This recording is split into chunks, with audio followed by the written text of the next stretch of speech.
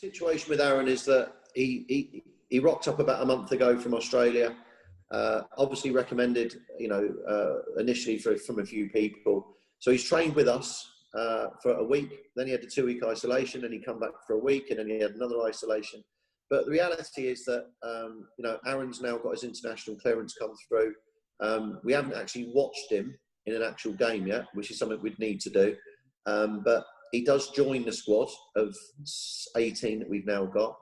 And, as I said, it's very much at the moment, he's training with us. Yeah. He's been a fantastic influence, I must admit, in training.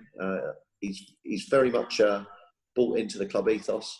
And he's actually at the moment just about to move into the clubhouse with Joey Cafano and actually George McLennan now. So, listen, it could happen in the long term, but in the short term, Aryn's really, really happy here. He's happy to be given a chance to come in and be part of a good training group. And as I said, there's every chance if the season continues that we might see Aryn in a Hawk shirt. Which would be great news. And we've also heard about Nico Jones as well, who's joining us on loan from Oxford United, an exciting young talent. Yeah, he's someone that I've been tracking really for probably the last 2 months. First came to my attention when I was watching Leon Chambers at Oxford. We identified that we wanted a mobile midfielder in Leon, which we got. But in that same game, I saw Nico play, and he's played 2 or 3 first-team games for Oxford United this year. He's 18, 19, but he looks more like he's 20, 21.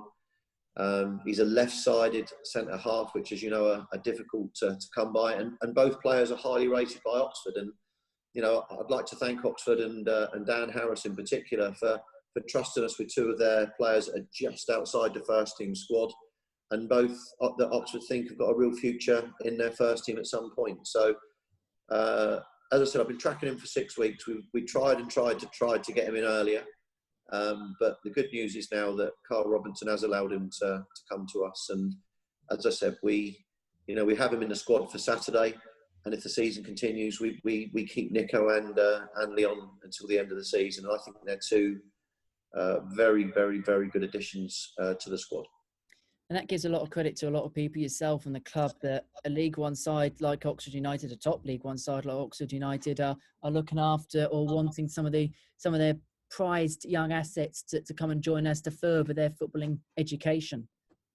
Yeah, and it's something, again, Dan Harris at Oxford was very much aware of the setup at Havant, the fact that we are training mornings, that we're 3 mornings a week, a hybrid full-time model. We felt that was really important.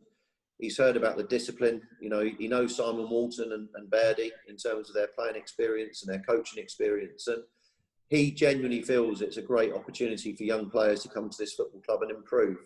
And, one of the things he said to me was he saw how much Adam May improved when he went to Sutton from Portsmouth. And he's, it's got to be a win-win. Those 2 players have got to improve enough with us to get in the Oxford first team. And on the back of that, if it wins us matches and gets us through cup competitions, and it's a win for Havant as well.